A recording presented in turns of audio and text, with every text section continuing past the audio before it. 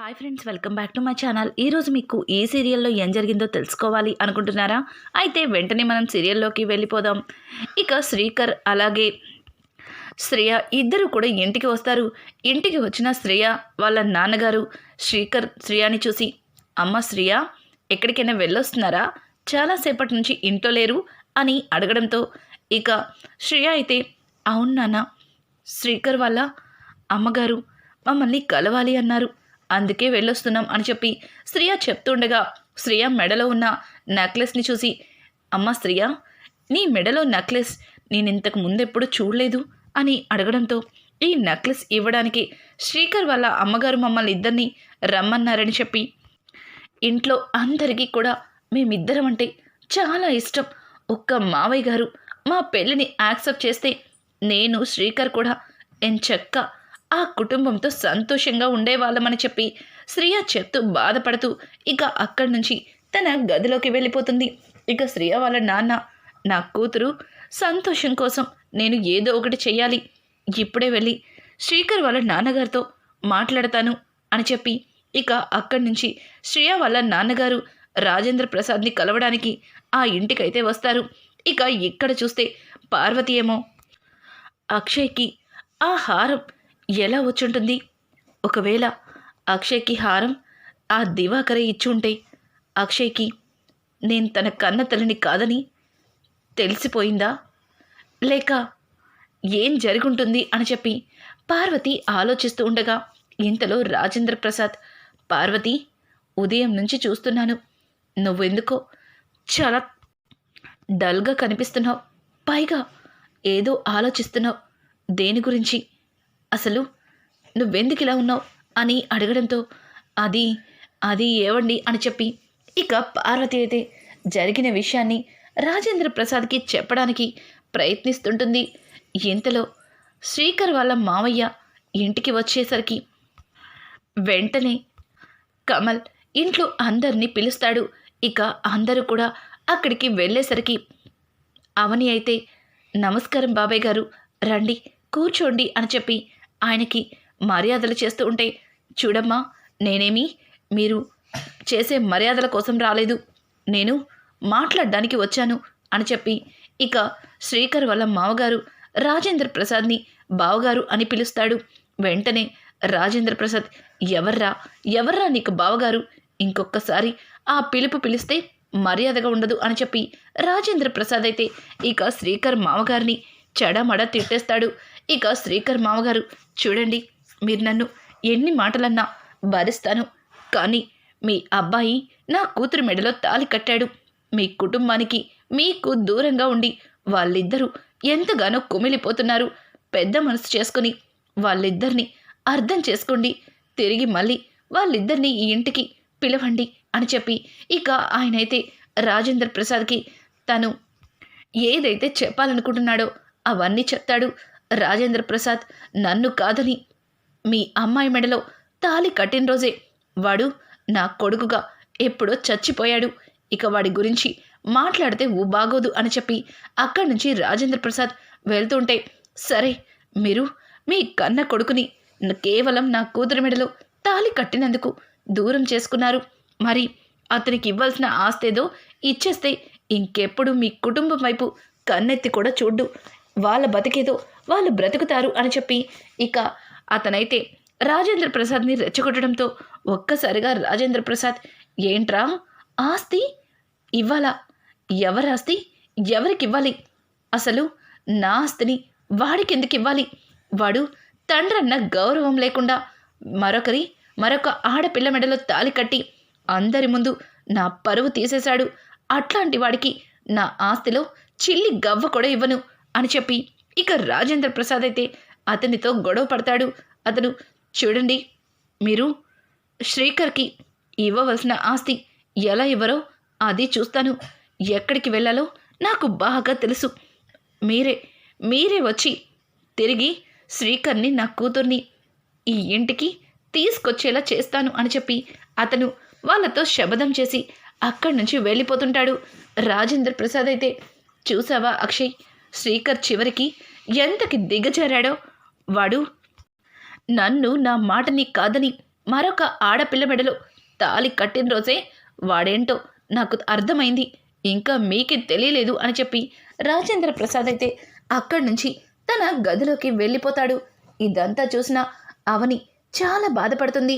ఇక అవని అయితే శ్రీకర్కి కాల్ చేయడంతో శ్రీకర్ అవని ఫోన్ చేసిందన్న సంతోషంలో వదినా ఇప్పుడు ఫోన్ చేశారు అని చెప్పి ఇక శ్రీకర్ సరదాగా మాట్లాడుతూ ఉంటే అవని శ్రీకర్ నువ్వు ఇట్లా ప్రవర్తిస్తావని అస్సలు అనుకోలేదు. ఈరోజు నీ వల్ల కుటుంబంలో అందరూ చాలా బాధపడ్డారు. అయినా ఈ కుటుంబంతో కలిసి ఉండాలన్న ఆలోచన నీకు లేదా అని చెప్పి ఇక అవని అడగడంతో ఆ మాటలకి శ్రీకర్ ఒక్కసారిగా షాక్ అవుతాడు. వదిన ఏం మాట్లాడుతున్నారు?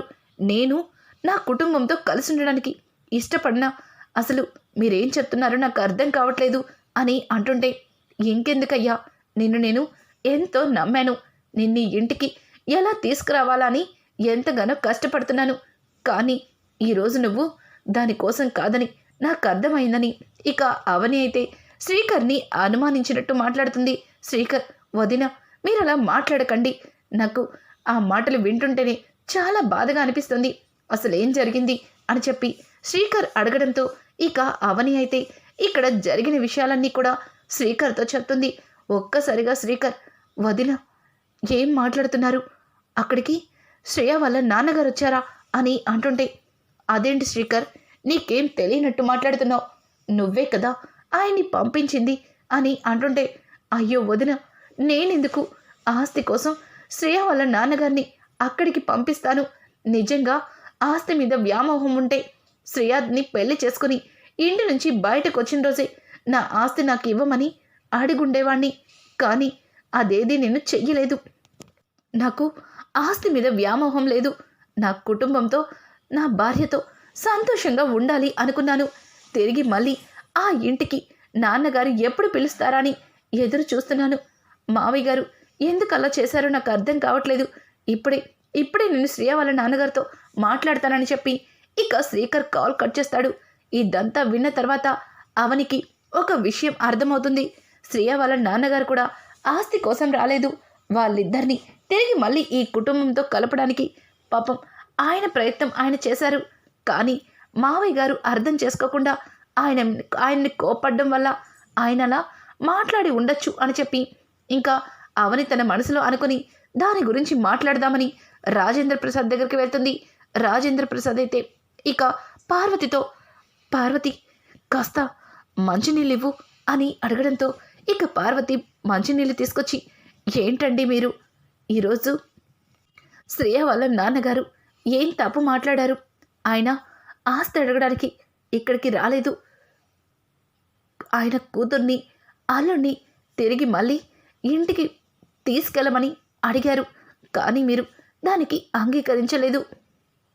ఇక కొడుకే వద్దన్నప్పుడు ఆ కొడుక్కి రావాల్సిన ఆస్తిని ఇవ్వడంలో తప్పేముందండి అని చెప్పి పార్వతి మాట్లాడుతుంటే పార్వతి ఏం మాట్లాడుతున్నావు, ఆస్తిని ముక్కలు చేయడం అనేది ఎన్నటికీ జరగదు.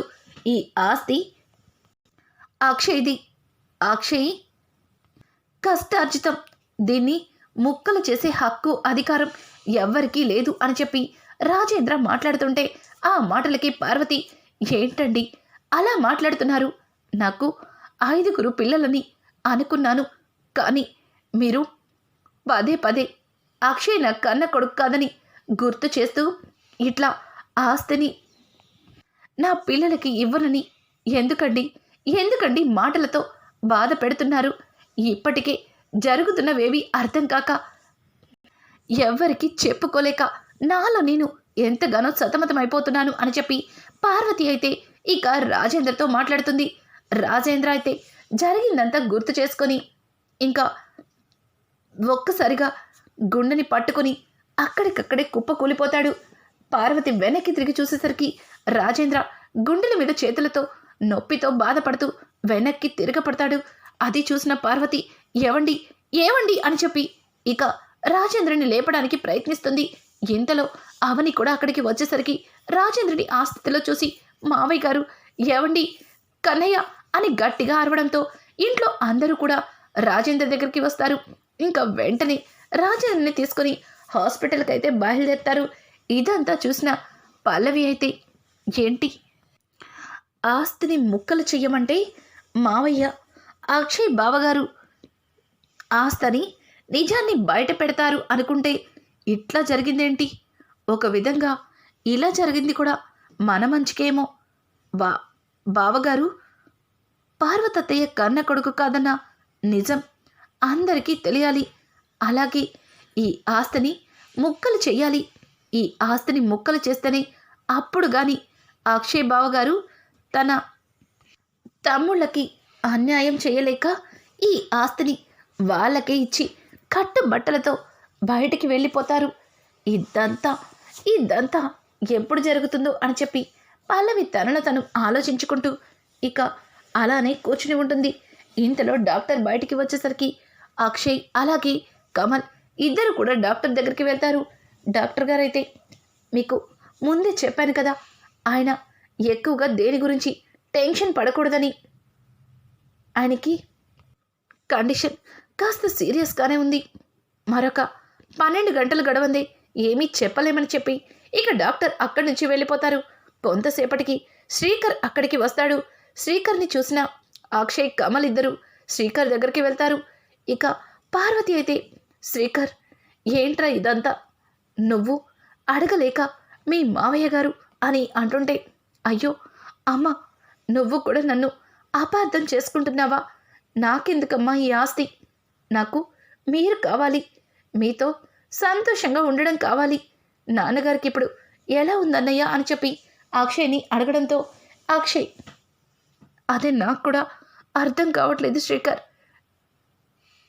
ఇప్పుడే ఏమీ చెప్పలేమంటున్నారు డాక్టర్లు అని చెప్పి ఇంకా కమల్ అక్షయ్ శ్రీకర్తో చెప్పడంతో అవని దగ్గరికి వెళ్ళి, వదినా, మీరు ఇంకా నన్ను అనుమానిస్తున్నారా అని అంటుంటే, అయ్యో శ్రీకర్, అలా ఏం కాదు, కానీ శ్రేయ వాళ్ళ నాన్నగారు అలా మాట్లాడి ఉండకపోవాల్సింది అని చెప్పి ఇక అవని అయితే శ్రీకర్తో మాట్లాడుతుంటే పక్కన ఉన్న భానుమతి, అది చెప్పడానికి నువ్వెవరు? శ్రీకర్ని ఆ ఇంటికి తీసుకురానప్పుడు వాడికి ఇవ్వాల్సిన ఆస్తి ఇచ్చేయాలి కదా. రాజేంద్ర ఏదో ఆవేశపడ్డాడు, నేను వాడితో మాట్లాడతాను. చూడు శ్రీకర్, మీ మామగారు ఒక విధంగా మంచి చేశారనుకో, రాజేంద్రకి ఏదీ కాదు. వాడు బయటికి వచ్చిన తర్వాత నీకు రావాల్సిన ఆస్తిని నీకు ఇచ్చేలా నేను మాట్లాడతాను అని చెప్పి భానుమతి మాట్లాడుతుంటే పక్కన ఉన్న పార్వతి, అత్తయ్య పెద్దవాళ్ళయ్యుండి అట్లా మాట్లాడుతున్నారేంటి? ఆయన ఇప్పుడు ఎట్లాంటి పరిస్థితుల్లో ఉన్నారో చూసి కూడా ఇట్లా మాట్లాడుతున్నారు, నాకు ఏమనాలో కూడా అర్థం కావట్లేదు అని చెప్పి ఇంకా పార్వతి మాట్లాడుతూ ఉంటే, ఒసే పిచ్చి మొహం దానా, ఇప్పటికైనా నువ్వు కళ్ళు తెరు. ఎందుకంటే నీ భర్త ఆస్తి మొత్తం అక్షయ్కి ఇవ్వాలి అనుకుంటున్నాడు. అక్షయ్ ఒక్కడే తన కన్న కొడుకు కాదన్న సంగతి నీకు తెలియట్లేదా? నీ పిల్లలు అన్యాయమైపోతారు. ఇప్పుడే ఆస్తిని ఎవరి భాగాలు వాళ్ళకి ఇచ్చేస్తే మంచిది అని చెప్పి ఇంకా పెద్దావిడైతే పెద్దతనంలో ఉన్న పల్లవి మాటలతో ఇంటిని ముక్కలు చేయాలి అన్నట్టుగా మాట్లాడుతుంది. అదంతా విన్న పార్వతి, ఏమో అత్తయ్య, నాకు మీరు చెప్తున్నదేమీ అర్థం కావట్లేదు. ముందు ఆయన కళ్ళు తెరవాలి, మాట్లాడాలి అని చెప్పి పార్వతి అంటూ ఉంటుంది. ఇంకా ఇదంతా ఇలా ఉండగా అక్కడికి చక్రధర్ అయితే వస్తాడు. చక్రధర్, ఏమైంది అత్తయ్య గారు, ఏమైంది అని అంటుంటే, ఇంకేమవుతుంది, ఇదిగో ఈ శ్రీకర్ వాళ్ళ మామగారు వచ్చి ఆస్తిని ముక్కలు చేయమన్నారు, ఎవరి భాగాలు వాళ్ళకి పంచమన్నారు అని జరిగిందంతా కూడా భానుమతి అయితే చక్రధర్తో చెప్తుంది. చక్రధర్ అదంతా విన్న తర్వాత, మరి తన కన్న కొడుకుని కొడుకు కాదనుకున్నప్పుడు తిరిగి మళ్ళీ ఇంటికి రానప్పుడు వాళ్ళకి ఇవ్వాల్సింది ఇచ్చేస్తే మంచిదే కదా అని చెప్పి చక్రధర్ కూడా ఇక శ్రీకర్కి సపోర్టింగ్గా మాట్లాడుతుంటాడు. అదంతా విన్న పార్వతి ఏం మాట్లాడాలో తెలియక అక్కడికక్కడే కుప్పకూలుతుంది.